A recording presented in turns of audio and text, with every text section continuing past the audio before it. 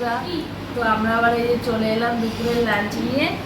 এখন এই যে দুপুরে খেতে বসেছি হচ্ছে সেই মোচার তরকারি দিয়ে আর মাছের ডিম ভাজা আর এই সজনে ডাঁটা আলু দিয়ে মাছের ঝোল করেছি।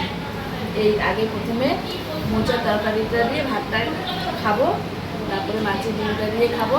আর আমার বর এই যে খেতে বসছে, ডালিয়া খাবে ও, তাই ওর জন্য ডালিয়া করেছি।